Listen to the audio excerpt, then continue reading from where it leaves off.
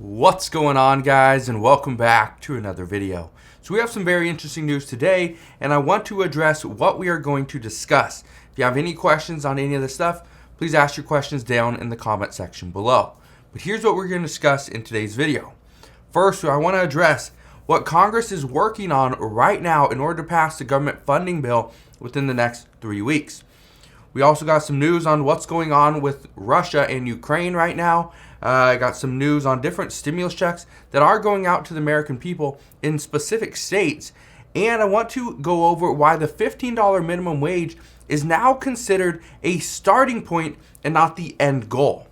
And finally, I will address how other countries are already taking steps to get themselves out of this pandemic and get their people back to their normal lives. So, again, if you have any questions on any of this stuff, please ask your questions down in the comment section below.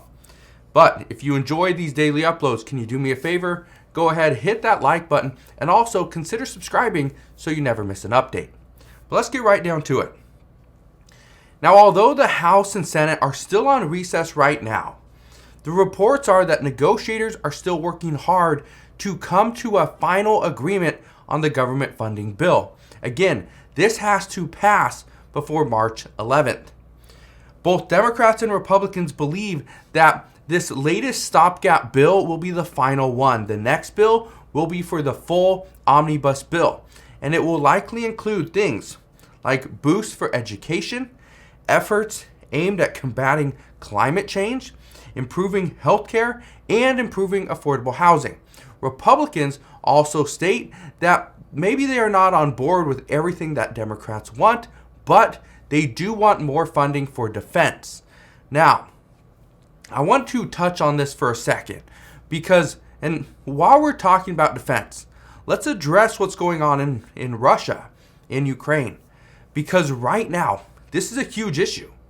Yesterday, it was reported that President Biden and Vladimir Putin have agreed to a summit. However, just this morning, it was reported that Russia has not confirmed a summit just yet, and the agreement in principle was actually extended to the U.S. and Russian foreign ministers. So, this meeting is going to take place on Thursday, and the meeting between Biden and Putin, it could eventually come, but the reports are saying that right now, no one has actually made a move to do so. So, at this point, it's really just speculation whether the two decide to meet or not. Now, we've also learned that this morning, Moscow has compiled a list of Ukrainians to target after a possible invasion. I say possible because it hasn't happened yet. Also, warnings were made that Russia could use false claims as a pretext for an invasion. And just a short while ago, the Financial Times was reporting that Moscow claims that they have killed 5 Ukrainian troops who actually crossed into Russia. Now, whether this is true or not, it might not matter. Okay? And not saying it doesn't matter to the people that were potentially killed, that matters. But the reason why the report might not matter is because the invasion is looking more and more likely. Again, if Ukraine believes Russia is going to use false claims as a pretext for invasion, then whether this is true or not doesn't matter.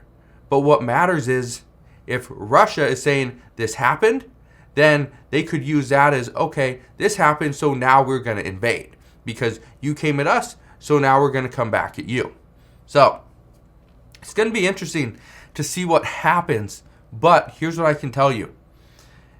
Both the White House and experts believe that if we do see an invasion into Ukraine, the United States will be in the middle of it. The United States will see huge increases in things like energy costs, which if energy costs increase, it will increase the cost of pretty much everything else. So just be prepared for that. But talking about increased costs, let's address some additional stimulus payments that are going out to the American people. Now, I've addressed these before, but a lot of people keep on asking, hey, what about my state or this state, or what about us? So here's what I can tell you. Currently, New York is offering stimulus checks to undocumented workers who lost their jobs during the pandemic. Now, this is actually part of the Excluded Workers Fund of 2021. A lot of people are asking, why would undocumented workers be able to get some form of stimulus when the American people are still waiting? What we are hearing is that the reason this passed was because there are still millions of undocumented workers that are struggling in this country, and as some people struggle, it will ultimately bring down others around them as well. So by providing stimulus or some form of relief to people that didn't receive anything in the past, it would actually boost them, boost their families, and boost their communities. So at least that's what we're hearing. In Florida, teachers are still likely to get another $1,000 bonus for 2021. California, lower income families that make less than $75,000 should be getting about an $1,100 stimulus check. That's still up for discussion, but that is the report as of right now. In Connecticut, the state senators are actually going to be pushing to get hero pay included using states' federal pandemic relief funds. Now, currently the state is attempting to figure out who these payments should go to, who's going to be eligible, and how much money will be going to them. The state is also going off the federal rules for hazard pay that came originally from the CARES Act and CARES 2.0. Now, in these packages, it stated that hero pay or hazard pay, whatever you want to call it, could actually pay out $13 extra per hour or $25,000 per employee. Now, if this passes, I highly doubt we're anywhere close to $13 per hour or $25,000 per employee, but we're going to have to wait and see later on this week what they decide to do. My expectation is we're not going to see something based on per hour because of the administrative work behind that to determine this. It would be a little bit more intensive. So my guess is the quickest way to get money out to people is to put a cap. Maybe it's $500, maybe it's $1,000, I don't know, but that would be my expectation. So we will see. Now, in regards to making more money, here's what we are hearing as of the past week or so, is that lawmakers are saying that the $15 minimum wage that was being considered last year, this is something that is now being considered as a starting point and not the end goal. Because in previous discussions, Democrats wanted to raise the federal minimum wage to $15 an hour, but this was before inflation, right? They were wanting to do this before inflation, and now that we're seeing inflation, they want to, adjust the numbers, which is interesting because this is what Republicans have been saying for about 6 months or so, that we can't pass the Build Back Better Act because it doesn't address our current situation. And Democrats say, no, this is exactly what we need. We don't need to worry about what's going on now. This will fix it. So it's interesting because now Democrats are saying we need to go back and adjust this number because of what we're seeing today. So many are arguing that inflation is hurting the American people, and they're hurting so badly that starting at $15 an hour is what is needed. Now, before the $15 minimum wage, what would have happened was this would have been achieved through small little increments every single year. Initially, I think it was going to go up to like $12 per hour, and then it was going to jump up, a little bit here and there. But what I can tell you is this is what was initially being asked was let's use the next like 4 to 5 years to increase to $15. Now, some are saying, no, we can't wait 4 to 5 years. Let's just go from $7.25 or whatever the minimum wage, the federal minimum wage is right now, to just $15 per hour. Now, that would ultimately hurt many communities because of the inflation that we would see at that point.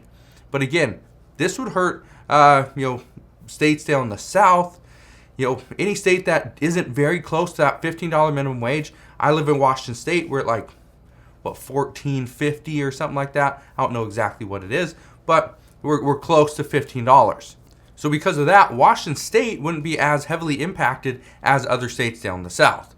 But just understand, this is what they're discussing right now is, well, let's come back with a $15 minimum wage. Now, I can tell you right now, a $15 minimum wage won't pass under a budget reconciliation. That was pulled out last time. The Senate parliamentarian said, no, doesn't work. Republicans aren't going to go for a $15 minimum wage. Democrats, at this point, I wouldn't think that all 50 Senate Democrats would go for this either. So right now it's just parts of the discussion. But as we see the discussion, chances are we could see more companies come out and give additional raises. But as more and more companies give raises, the products that they sell cost more. And as products go up in price, other companies trying to stay in line with the increases that we're seeing will give additional raises as well. And so eventually it just keeps going up and up and up. And we see a wage price spiral. I addressed this a couple weeks ago, and I think people are now starting to realize how serious this could be. But let's talk about what other countries are doing at this time, because this morning we learned that Australia, they actually opened their borders to tourists once again. And this is being seen as huge because this is a sign that the pandemic is close to being over, or at least in the eyes of other countries. And they're accepting the fact that we will need to learn to live with COVID. And in England, Prime Minister Boris Johnson, he has stated that his expectations are to lay out the details of his plan today. He wants to lay out the plan in the parliament today for rolling back mandates, because he now believes that it's time for people with COVID to they don't have to self isolate. If it's coming down to symptoms, and if somebody is asymptomatic, then why should they be isolating? They could be out in the community. They should be just fine. Maybe they mask up, but that's the only difference. Experts also believe that personal responsibility will be key moving forward. So it should be on us whether we self-isolate, whether we continue to wear a mask, or we go out and just life is normal. So we'll see what happens there. But that is what we know at this time. As always, as I know more, I promise I'll come back on and share all latest news and updates. If you have any questions whatsoever, please ask your questions down in the comment section below. Just want to thank you guys for watching. Do me a favor, go ahead, hit that like button if you enjoyed today's video. Consider subscribing, and I'll see you guys on the next one.